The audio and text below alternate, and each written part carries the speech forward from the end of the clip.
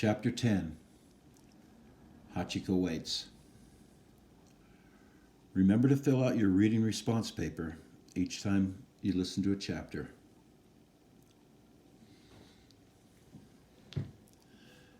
The day after Hachiko died, Yasuo came to the train station as he always did.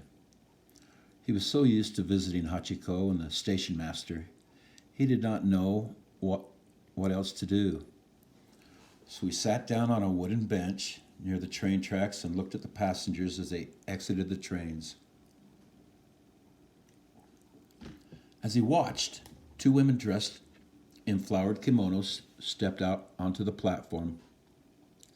They turned eagerly towards Hachiko's waiting place. When they saw that he was not there, they looked at each other in confusion. Yasuo rose from his bench and walked over to them.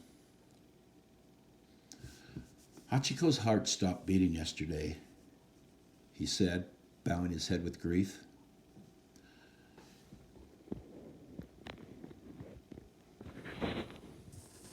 I am so sorry, both women said at once.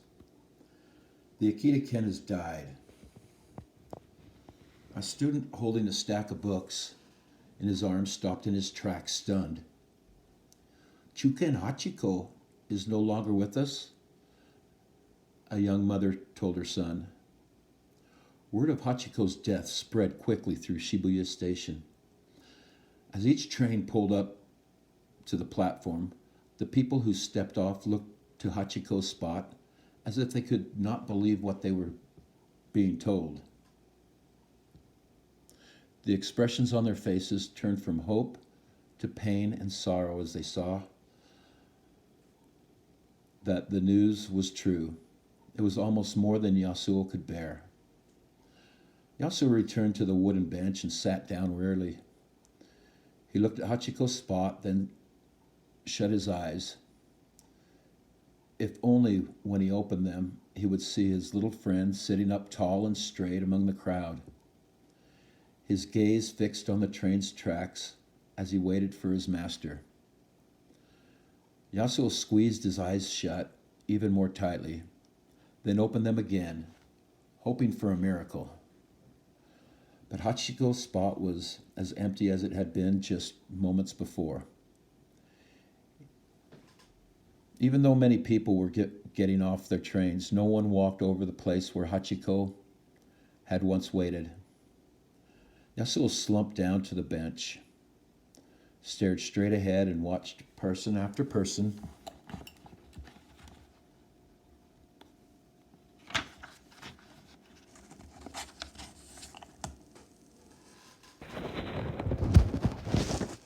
walk around Hachiko's spot, just as they had when he was alive. And then he got an idea. He went to Mr. Yoshikawa's office and asked his friend to come sit with him on the wooden bench. I have just thought of an idea. I have just thought of a way to bring Hachiko back, Yasuo said. Mr. Yoshikawa looked at him, his eyebrows knitted together in puzzlement. How? He asked. Do you see the people getting off their trains? Asked Yasuo. The station master nodded. Do you see how everyone looks at the spot where Hachiko used to sit? The station master nodded again. What if we build a statue of Hachiko and placed it on his spot? Yasuo asked. Then he will always be with us. That is a wonderful idea, said Mr. Yoshikawa. But where will we find the money to pay for it? Excuse me. I do not mean to intrude, said a man wearing thick black frame glasses, but I could not help overhearing your conversation. I do not have much money, but I miss seeing Hachiko sitting there. I will give you what I can to help build the statue, and with that, the man pressed a small silver coin with a hole in the middle worth five yen into the station master's white-gloved hand. I will give something too, a woman said, opening her pocketbook.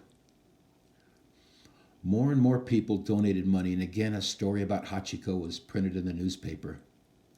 People from all over Japan were so moved by the tale of the loyal, faithful dog that they sent as much money as they could. After more newspaper stories were written, more people heard about Hachiko. People from as near as the next street over and as far away as the United States all sent money to help pay for a statue to be placed at Shibuya Station. By the time the summer rains had ended, enough money had been collected to pay for the statue. After much discussion, a well-respected sculptor was selected for the job. He came to the train station to speak with Yasuo. Tell me about Hachiko, said the artist. I understand you knew him best. This is where he waited, Yasuo said, showing the man the place where Hachiko used to sit. And when he sat up, the top of his head came to about here. He put the flat of his hand up to his hip. His eyes were deep set and small, and his ears were shaped like triangles. Yes, I have seen pictures in the newspapers, said the artist. Can you tell me something about him I could not see in a photograph?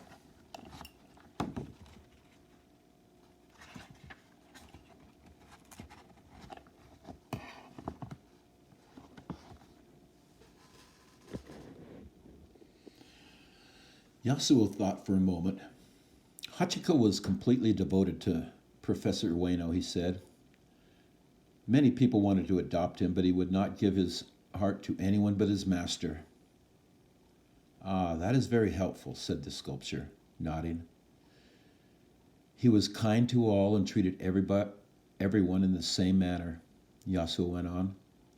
It did not matter if you were a child or an adult. It did not matter if you were a man or a woman. It did not matter if you were rich or poor. If you wanted to touch Hachiko's fur for luck, he would allow it. He was gentle with everyone. He got upset only when someone tried to move him from his waiting spot. I see, said the artist. Is there anything else? Yasuo shut his eyes and a picture of Hachiko arose in his mind. He was always very dignified, he said, swallowing hard. Even at the end, when he could not sit up tall and straight, he always did his best. Arigato, Yasuo, the man said. I now have what I need. And with a low bow of thanks, he left the station.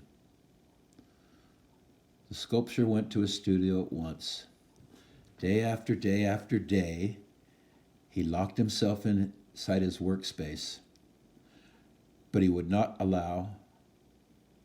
permit anyone to enter. I will let you know when the sculpture is finished, he said whenever anyone came to his door. Month after month went by, and still there was no word from the sculptor. Almost a whole year had passed since the day Hachiko had died, and it was spring again.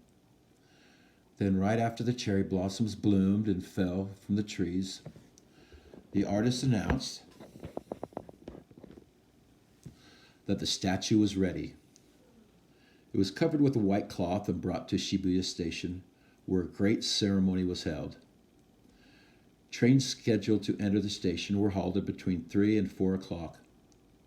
People started arriving at 2:30, and by the time Yasuo and his parents reached the station, an enormous crowd had gathered. People spilled over from the platform into the train station. Down the steps and into the street. Yasuo struggled to move through the solid wall of people like a carp swimming upstream. He looked back over his shoulder several times to make sure his mother and father were following him. At last they reached the platform and made their way over to the station master, who was standing next to Hachiko's waiting spot. There are so many people here, Yasuo said in amazement. Yes, said Mr. Yoshikawa. There are teachers and students from Tokyo Imperial University who knew Professor Ueno. There are commuters who knew Chuken Hachiko. He pointed to a group of men holding their notebooks and cameras, and there are also reporters. At precisely 3 o'clock, a Shinto priest began the ceremony by saying a prayer that expressed gratitude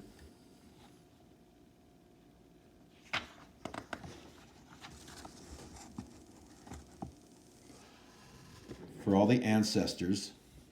Then he asked that those gathered before him would be blessed with health, happiness, prosperity, and protection. Next, a man who had taught at the university alongside Professor Ueno said a few words. Professor Isabudo Ueno loved the earth, and he loved all the plants, trees, and flowers that grew upon it, said the professor's colleague.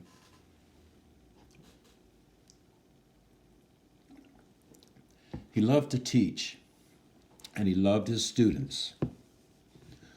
But most of all, he loved his golden brown Akita-ken. The artist who had created the sculpture was next to address the crowd. Many of you have been curious about what I have been doing for the past year, he said. You wondered why no noise came from my studio and why no supplies were carried in or out. This is because I had to prepare myself for the great task I was given. He gestured toward the statue, still hidden from view under its cloth. I need to sit still for many, many hours, just as Hachiko sat. In order to understand him and appreciate him, the artist said. Only after I had experienced enough stillness and solitude did I feel ready to begin.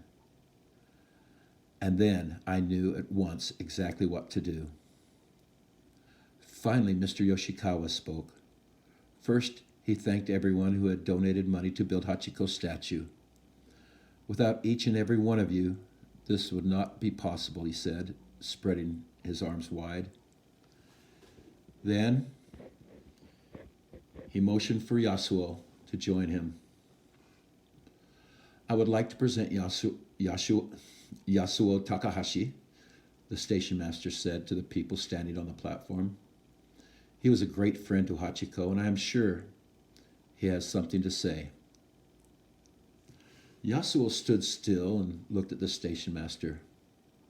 Mr. Yoshikawa nodded and motioned again.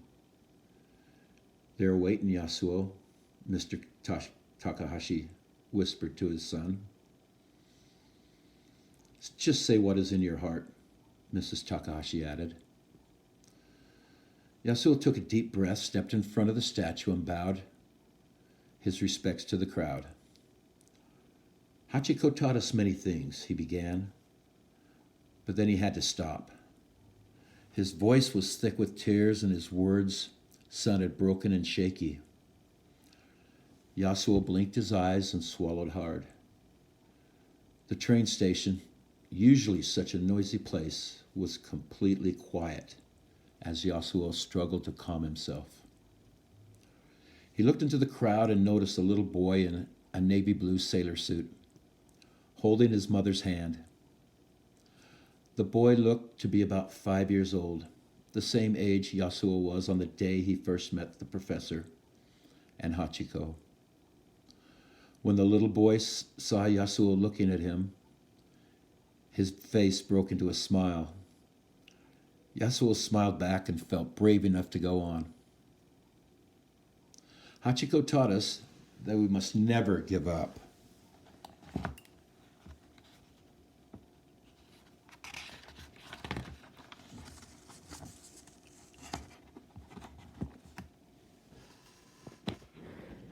Yasuo said he taught us about loyalty and devotion. He taught us about hope and faith. He taught us about patience and responsibility. But above all, Hachiko taught us the true meaning of friendship. It is for these reasons we honor him today. Yasuo moved closer to the statue and asked Mr. Yoshikawa to join him. Together, they removed the cloth and stepped back. Everyone gasps. The Akita Ken, made of bronze, raised high on a pedestal, was Hachiko. Sitting up tall and straight, his right ear thrust forward, his left ear drooping down, his eyes staring ahead. Yasuo reached up to stroke the sculpture, half expecting to feel soft fur instead of hard metal beneath his fingertips. "What a good dog you are," Yasuo whispered to the statue. "What a fine dog you are, Hachiko. You are the best dog in all of Japan." Now, just a little note, the statue that the artist made